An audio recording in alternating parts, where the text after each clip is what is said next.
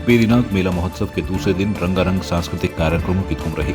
इस मौके पर बतौर मुख्य अतिथि स्थानीय विधायक फकीर राम टमटा ने उद्घाटन किया और कहा, भविष्य में इस मेले को भव्य रूप दिया जाएगा, जिससे हमारे यहाँ लोक संस्कृति को बढ़ावा मिलेगा। मेला महोत्सव में छोलिया, झोड़ा, चांचरी, लोक नृत्य सहित विभिन्न प्रतियोगिताओं का आयोजन किया गया, जिसमें बागेश्वर, गंगोलीहाट, थल, डीडीहाट आदि क्षेत्रों से कलाकार पहुंचे थे।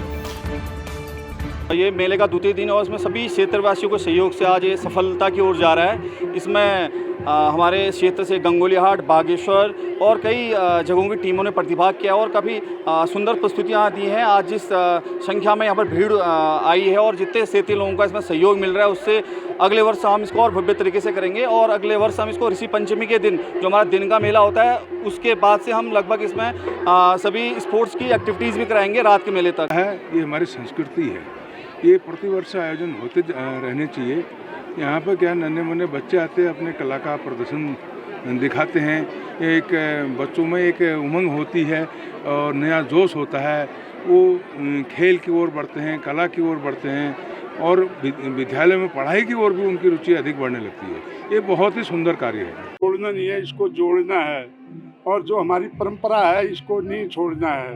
मैं हर जगह जाता हूँ और मैं हर जहाँ पर भी हूँ वहीं पर मैं खड़ा रहता हूँ, क्योंकि मैं चांचरी भी गाता हूँ, झोड़ा भी गाता हूँ, सब कुछ गाता हूँ। और ये जो बेरीनाग में आज जो है ये व्यापार संघ से जो ये मेला किया गया है, बहुत शानदार, बहुत बढ़िया। छलेरिया नृत्य, चांचरी और बच्चों के जो स्कूल के हैं, जो दूर दूर से आए, बागेश्वर, गंगोलीहाट और बेरीनाग के भी और कलाकार हैं। मेरे को इतना बढ़िया लगा, मैं इसकी मतलब तारीफ नहीं कर सकता हूँ। प्रदेश सरकार इस समय पूरे प्रदेश में आयुष्मान भव अभियान चला रही है। इस अभियान में सरकार की एक मुख्य योजना अधिक से अधिक व्यक्तियों को आयुष्मान योजना से जोड़ने की है। इस योजना के अंतर्गत पंजीकृत परिवार के प्रत्येक सदस्य का आयुष्मान कार्ड बनाया जाना है। इस योजना में प्रत्येक परिवार को प्रतिवर्ष 5 लाख रुपए के निःशुल्क उपचार की सुविधा दी जाती है। प्रदेश सरकार अब अधिक से अधिक व्यक्तियों को उत्तराखंड आयुष्मान योजना के दायरे में लाने की काम कर रही है। उत्तराखंड की सरकार और राज्य के मुख्यमंत्री पुष्कर सिंह धामी जी का ड्रीम प्रोजेक्ट है कि जो आयुष्मान भव कार्यक्रम चल रहा है, जो आयुष्मान कार्ड हैं, वो राज्य के 100% लोगों को प्राप्त हो। राज्य के 100% लोग अपने स्वास्थ्य सुरक्षा का ध्यान रखें और सरकार उनके स्वास्थ्य सुरक्षा का जो ध्यान रख रही है, उसका वो लाभ उन लोगों को मिले। सरकार ने पहले ये राशन कार्ड पर 100% आयुष्मान कार्ड बनने का जो प्राविधान था, उसको अब चुनाव पहचान पत्र, जो हमारा वोटर आईडी है, उस पर कार्ड बनाने का निर्णय लिया है। और आजकल आयुष्मान भव के विधानसभा स्तर पर, विकासखंड स्तर पर, जिला स्तर पर कैंप लग रहे हैं, स्वास्थ्य शिविर लग रहे हैं और इन सारे शिविरों में भारतीय जनता पार्टी के कार्यकर्ता एक वॉलंटियर बनकर लोगों को कैंप तक ले जाने का काम कर रहे हैं।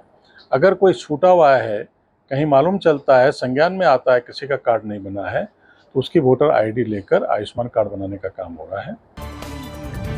विगत 31 जुलाई को नरेंद्र नगर बाजार में कार और स्कूटी की टक्कर में होमगार्ड के जवान भगत सिंह की मौत हो गई थी। ये टिहरी जिला होमगार्ड में कार्यरत थे और नरेंद्र नगर के पास ही ग्राम तलाई के निवासी थे। बृहस्पतिवार को HDFC बैंक के अधिकारी जिला होमगार्ड कार्यालय नरेंद्र नगर पहुंचे और कहा कि मृतक के पुत्र को जल्द विभाग में नियुक्ति दी जाएगी। पहले तो मैं HDFC बैंक का बहुत बहुत धन्यवाद करना चाहूँगा कि उन्होंने तीव्र गति से कार्य करते हुए जो आश्रित हैं, मृतक के आश्रित हैं, उनको 30 लाख का चेक वितरित करने में सहयोग किया। दूसरा, जैसे आपने मुझसे पूछा कि जो 2 बेरोजगार इनके पुत्र हैं, उनके लिए क्या व्यवस्था विभाग द्वारा की गई, तो मैं बताना चाहूँगा कि हमारे विभाग द्वारा मृतक आश्रित कोटे में अभी वर्तमान में ही हमारी भर्ती चल रही थी, उसके ही दौरान हमने मृतक आश्रित की भर्ती की गई, जिसमें हमने 3 मृतक आश्रितों को भर्ती किया है। उनमें से एक इनके पुत्र हैं, जिनको हमने उनकी जगह मृतक आश्रित कोटे में भर्ती किया है। अब इनकी ट्रेनिंग होनी है, उसके ट्रेनिंग पूर्ण करने के बाद इनका बेल्ट नंबर अलॉट हो जाएगा और ये ड्यूटी अपनी कि जो जाने वाला है, जिसकी दुर्घटना में मृत्यु हुई है, उस परिवार, शोक संतप्त परिवार को हम और मदद तो नहीं कर सकते, लेकिन जो हमारा जो अनुबंध है, उस अनुबंध के तहत हमने फौरी तौर पर कार्रवाई करते हुए और उनको ये राहत राशि हमने आज वितरित की है।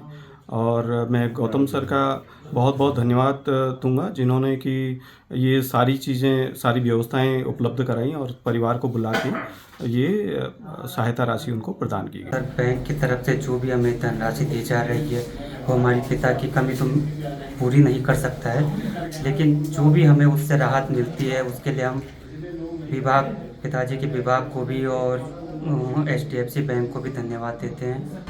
पौड़ी जिले के पाबो ब्लॉक से एक दुखद घटना सामने आ रही। जानकारी के मुताबिक कोटद्वार पाबो मार्ग में माउंट कार्मेल स्कूल के समीप एक ऑल्टो कार 300 मीटर खाई में जाकर दुर्घटनाग्रस्त हो गई।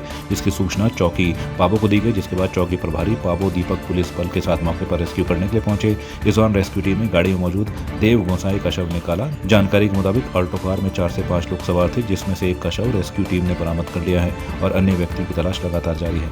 कैबिनेट मंत्री रेखा आर्य ने अल्मोड़ा में आयोजित नंदा देवी महोत्सव में मुख्य अतिथि के तौर पर प्रतिभाग किया, जहां पर स्थानीय महिलाओं ने उनका भव्य स्वागत किया। वहीं उन्होंने नंदा देवी मंदिर पहुंचकर मां नंदा का आशीर्वाद प्राप्त किया। कार्यक्रम का शुभारंभ दीप प्रज्वलित कर किया गया। कैबिनेट मंत्री ने कहा कि अल्मोड़ा एक सांस्कृतिक नगरी है, यहाँ की संस्कृति की एक अलग पहचान है। देहरादून में चाकू दिखाकर पर्स लूटने वाले 3 आरोपियों को रायपुर थाना पुलिस ने गिरफ्तार कर लिया है। पुलिस ने तीनों के खिलाफ विभिन्न धाराओं में मुकदमा दर्ज कर कोर्ट में पेश करने के बाद तीनों को जेल भेज दिया है। वहीं एसएसपी अजय सिंह ने बताया कि सोमनाथ नगर रायपुर के पास 3 अज्ञात बदमाशों ने चाकू दिखाकर सुहेल निवासी आजाद नगर कॉलोनी रायपुर से पर्स लूट लिया था। रायपुर के सोमनाथ एरिया पड़ता है सोमनाथ नगर, वहाँ पर एक बाइक सवार के साथ चाकू दिखाकर 3 लोगों ने उसका बैग लूट लिया था और वो फरार हो गए थे। इसमें समस्त सीसीटीवी फुटेज और उसके आधार पर उसमें संदिग्धों की पहचान की गई थी, जिसमें 3 लोग को गिरफ्तार किया गया, जो लोकल ऋषि नगर के निवासी है। इसमें से एक रोहित जो है पूर्व में भी जेल जा चुका है और 4800 रुपये जो बैग में थे, अन्य जो दस्तावेज थे वो समस्त बरामद कर लिए गए हैं। साथ ही साथ तीनों अभियुक्तों को न्यायिक हिरासत में लेकर माननीय न्यायालय में पेश किया जा रहा है। बीजेपी राष्ट्रीय सह कोषाध्यक्ष और सांसद उत्तराखंड नरेश बंसल ने राज्यसभा में भी नारी शक्ति वंदन बिल प्रधानमंत्री नरेंद्र मोदी के नेतृत्व में पास होने पर हर्ष जताया है और प्रधानमंत्री का आभार व्यक्त किया है। गणेश उत्सव सेवा समिति लंढौर बाजार मसूरी ने गणेश महोत्सव कार्यक्रम के तहत घंटाघर में सनातन धर्म मंदिर तक शोभा यात्रा का आयोजन किया, जिसमें बड़ी संख्या में श्रद्धालुओं ने भाग लिया और गणपति बप्पा मोरिया के जयकारे के साथ शोभा यात्रा सनातन धर्म मंदिर तक निकली और भगवान गणेश की मूर्ति स्थापित की गई। इस अवसर पर गणेश उत्सव सेवा समिति के अध्यक्ष शानू वर्मा ने कहा कि पिछले 5 वर्षों से गणपति महोत्सव मनाया जा रहा है और आज इसी कड़ी में शोभा यात्रा का आयोजन किया गया है। यशस्वी प्रधानमंत्री श्री नरेंद्र मोदी जी के नेतृत्व में पूरे होंगे 30 सालों से चला हुआ सफर महिला आरक्षण की मांग वो आज पूरी हुई है। महिलाएं अब दोनों सदनों में पर्याप्त भागीदारी करते हुए निर्णय की प्रक्रिया में शामिल होंगी। देश का भी सशक्तिकरण इससे होगा और 2047 तक जो यशस्वी प्रधानमंत्री जी ने लक्ष्य रखा है कि भारत विकसित राष्ट्र बने, उसमें हमारी मातृशक्ति की पूर्ण भूमिका होगी। आज भारतीय तिथि के हिसाब से अपने यशस्वी प्रधानमंत्री जी का जन्मदिन भी है। इस जन्मदिन के अवसर पर यह ऐतिहासिक काम हुआ है। मसूरी देहरादून विकास प्राधिकरण मसूरी लंढौर बाजार स्थित पंडित दीनदयाल उपाध्याय पार्क का जीर्णोद्धार करेगा। इसके लिए अवस्थापना समिति को प्रस्ताव भेजा गया है। इसके स्वीकृत होने के बाद इसका कार्य शुरू कर दिया जाएगा। पिछले कई वर्षों से क्षेत्रवासी मांग कर रहे हैं कि पंडित दीनदयाल उपाध्याय पार्क जीर्ण शीर्ण अवस्था में है, जिसका शीघ्र जीर्णोद्धार किया जाना चाहिए। इसको लेकर क्षेत्रवासियों ने एक पत्र मसूरी देहरादून विकास प्राधिकरण को भी लिखा है। पहले यहाँ जो दीनदयाल पार्क है, ये नगर पालिका मसूरी का पार्क हुआ करता था। इसमें पार्क की जगह नगर पालिका ने पहले फाउंटेन लगा दिया था। अब उसको फाउंटेन को भी नगर पालिका द्वारा हटा दिया गया है। ये ज़मीन नगर पालिका की है। एक प्रस्ताव लंढौर निवासियों द्वारा प्रस्तुत किया गया था, जिसमें ये कहा गया था कि इसको MDDA एक पार्क के रूप में डेवलप कर दे। MDDA द्वारा इस पार्क को डेवलप करने का प्रस्ताव आगम तैयार कर लिया गया है।